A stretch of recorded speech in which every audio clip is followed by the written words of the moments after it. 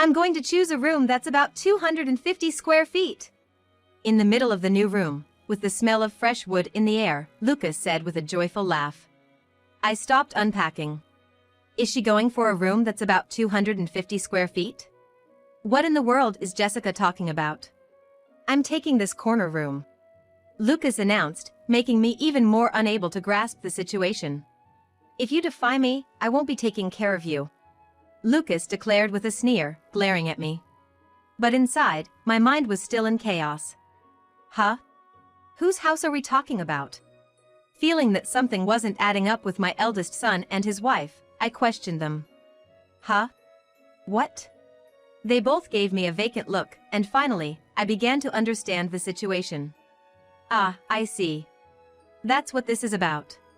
This could be a good opportunity to set things straight with my eldest son, Lucas, and his wife, Jessica, who have been running me ragged for years. I must not let this chance pass by. Alone, I felt a fiery determination inside me. My name is Catherine Thompson. I'm turning 65 this year. My husband passed away from pancreatic cancer 5 years ago. By the time the cancer was found, it was too late, and he passed away a few months later. The abruptness of it all left me unable to catch up emotionally, and for a while, I lived like a shell of a person, just eating, going to the bathroom, and bathing, simply passing the days. Lately, my legs have been getting worse, making it hard to live on my own. It was my eldest son, Lucas, who brought a ray of hope into my wilted life. That year, Lucas was getting married and he and his fiancée, Jessica, expressed a desire to live with me. I was taken aback when Lucas suddenly brought up cohabitation. Up to that point, he had been living in the company housing provided by the regional bank he worked for. I had simply assumed that they would naturally set up their own place once married. But contrary to my expectations, my son and his wife-to-be wanted to live with me. I hadn't even met Jessica yet, and I didn't know anything about her. But for me, having lost the love of my life and feeling a gaping hole in my heart, Lucas's offer to live together felt like a consolation sent from God. Of course, I'll contribute to the household expenses. Oh, I'm fine with it. I found myself quickly agreeing before I knew it, and Lucas smiled with satisfaction. Got it. Then I'll bring Jessica over next week. Take care, he said, and with those words, Lucas left. Despite his somewhat rough personality, I always thought that was just because he was in front of his parents, maybe showing some rebellion. To me, he was still my dear child. I felt as if my once lonely life had suddenly been illuminated. A week later, as promised, eldest son couple came to our house. Here we are.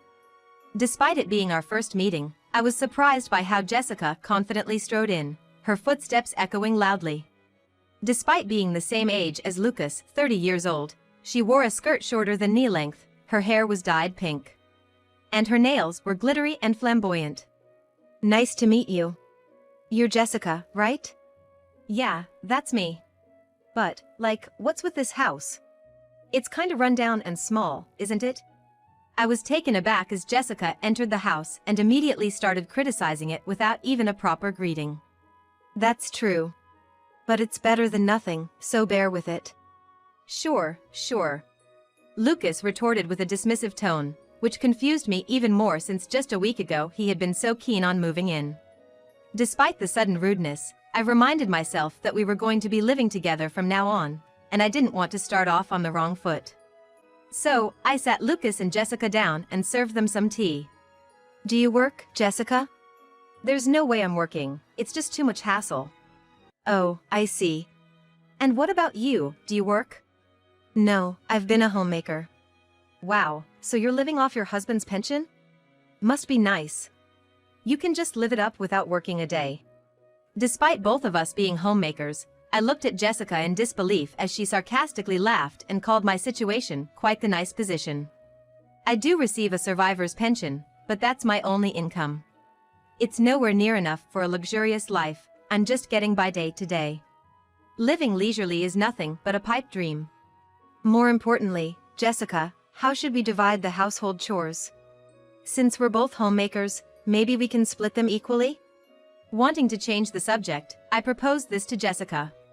Living together means the three of us supporting and helping each other out in our daily lives. I assumed that since Lucas would be working during the day and contributing financially, Jessica would be willing to help with the chores. However, she frowned visibly at my suggestion. Divide the chores? No way, you should handle all that. I don't know anything about this house. Plus, I'm busy hanging out with friends. With that sharp retort, Jessica looked at me with a piercing gaze as if dumping all the responsibilities on me. Well, then, just help out whenever you can, please. I couldn't ask too much of Jessica since we had just met today, so I ended up conceding on the issue of chores. Jessica wore a smirk as if she had one. I felt overwhelmed and dismayed thinking about our future life together. Living with 3 other people was a far cry from the married life I had initially imagined. First off, Lucas would say he's too busy with work and wouldn't come home until late at night. True to her initial declaration, Jessica didn't do any household chores. I thought she might at least be able to take out the trash, but she seemed to have trouble getting up in the morning and couldn't manage to do it on time.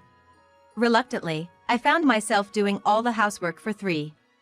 Before moving in together, I thought this would fill the void of missing my husband, but now I regretted it, thinking maybe I was better off alone. Jessica wasn't just neglecting the household chores, she was out and about every day. Given her flashy appearance, I had suspected she might be a bit wild, but to be out playing every day really was quite the nice position indeed. Every time Jessica came home, she was always carrying shopping bags from well-known international brands. These were brands that sold luxury items I could never afford on my pension. When I asked, "How did you afford these?" she laughed through her nose and said, "Obviously, I bought them with my allowance." However, I knew Lucas's salary wasn't high enough to afford multiple high-end brand items. If Jessica had been saving up her allowance bit by bit to buy these things, I could understand, but buying brand-name items nearly every day doesn't leave room to save. I wondered where she could possibly be getting so much money. And there was another unexpected issue for me. Lucas wasn't contributing financially to the household. About a month after we started living together, I thought Lucas would have transferred some of his salary into our household account by now, so I checked at the bank. But there was no money from Lucas. Before we started living together, I remembered Lucas saying, "I'll contribute financially to the household." Well, it's only been a month, maybe he's just late or forgot, I thought, and went home without much suspicion that day. However, as 2 months, then 3 months passed, there was still no financial contribution from Lucas. I finally decided to tell him that it was impossible to cover the living expenses for 3 people with just my pension. "Could you contribute a little to the household? The budget for groceries is really tight." "Ah, sorry, I forgot. I'll make sure to put in some next time." Hearing the words "I forgot," I felt relieved and believed that Lucas would start contributing financially from next month. However, his promise seemed to be just an excuse to placate a child, and he never actually made the transfer. I pleaded with Lucas several times, but he was usually drunk by the time he got home and quickly forgot what I had said. Or perhaps he was pretending to forget. When it became clear that I wouldn't receive any money from Lucas, I had no choice but to find a part-time job. I started working at a local flower shop. Returning to work after so long was exciting, but the long hours were tough on my body, which was already past retirement age. Still, the pressure of earning enough to support 3 people weighed heavily on me. I worked 6 to 8 hours during the day, similar to a full-time job, then came home to prepare dinner for 3.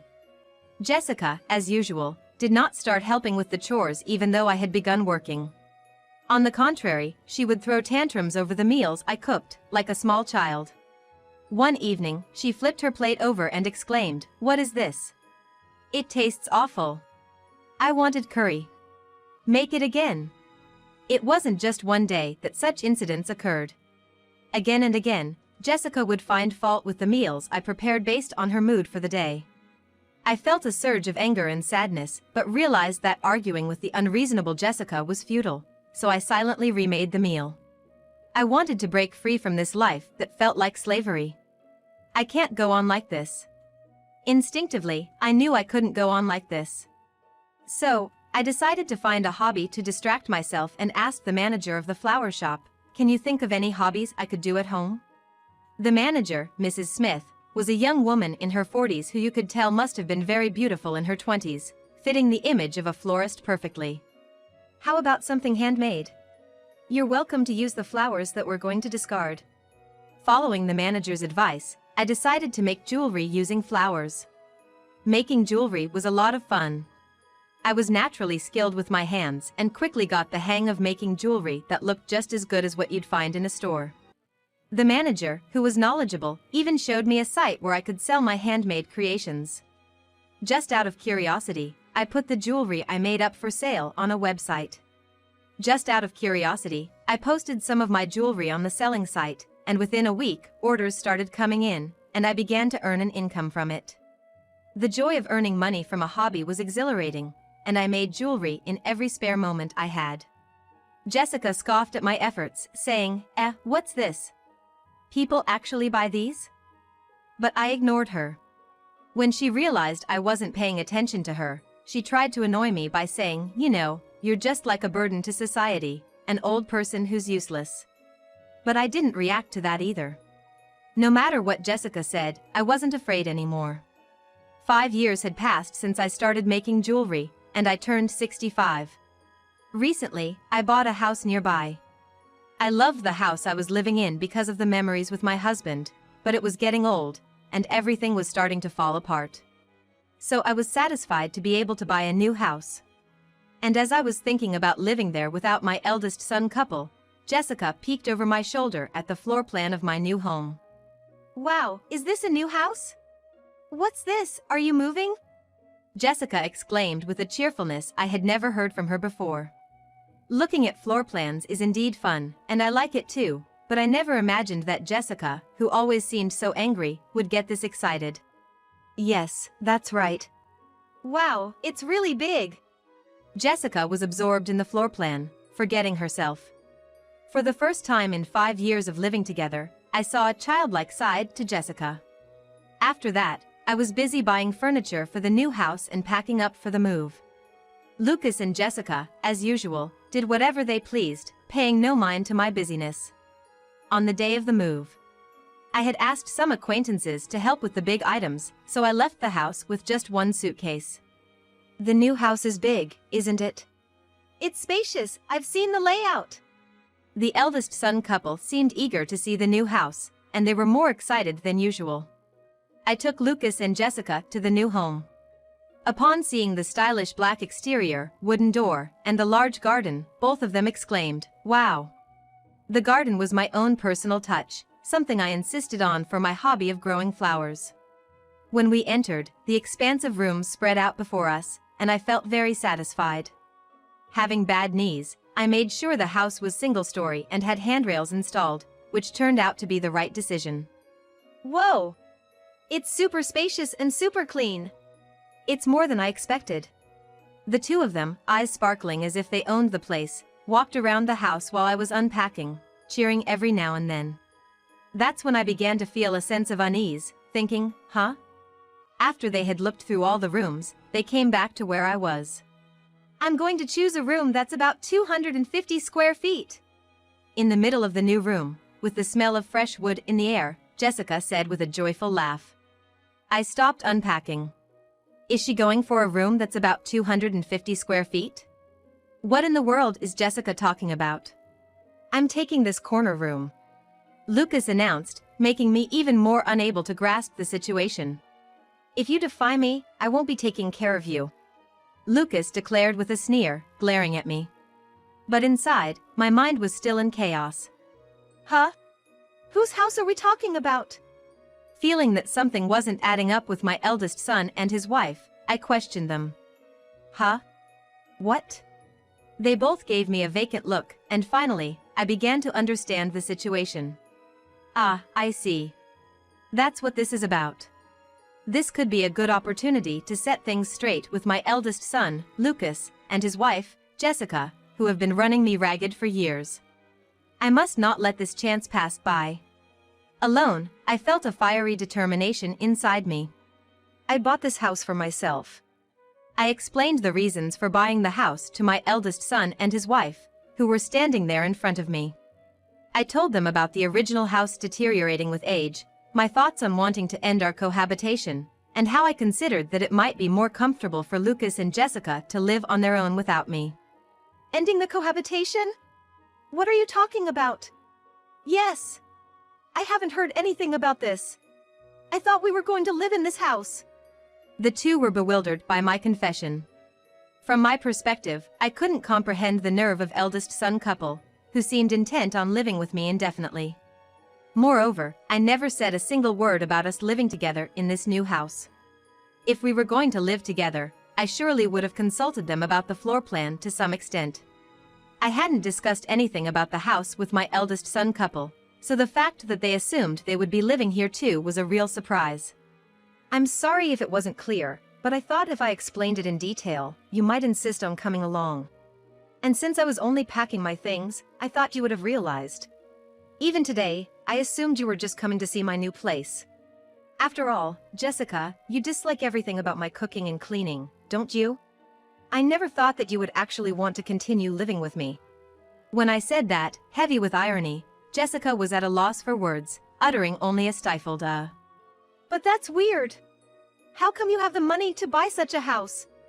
I've looked through the household account as much as I could and never saw that kind of money. Never mind. Lucas's face turned pale as if he had let something slip by accident.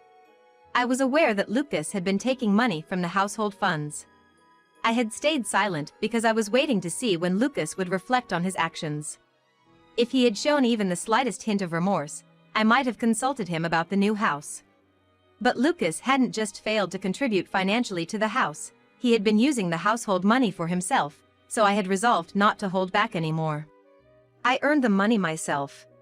It was about 5 years ago, I think. I started making jewelry as a hobby, remember?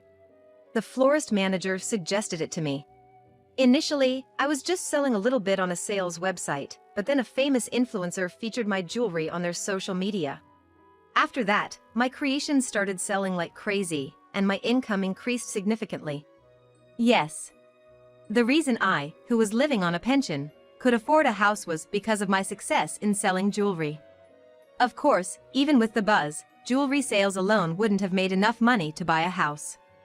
I received invitations from various apparel and jewelry companies, participated in tie-up projects, and got advertisements. I wanted to use the substantial amount of money I earned, which I couldn't have achieved with just my part-time job, to buy a new house because of the strained living situation with my eldest son couple. It's a lie! There's no way you can earn money like that! Jessica screamed in denial of the reality. Up to this year, when she turned 35, Jessica had hardly ever worked. Yet she was always splurging on luxury brands, indulging in extravagance. It was no surprise that someone like her couldn't understand how to earn money. I know about you, Jessica.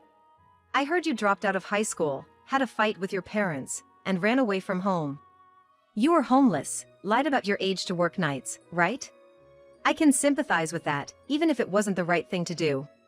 But after quitting that job, just wandering around aimlessly, hanging out with bad influences, splurging on luxury items, and then it even led to shoplifting, didn't it?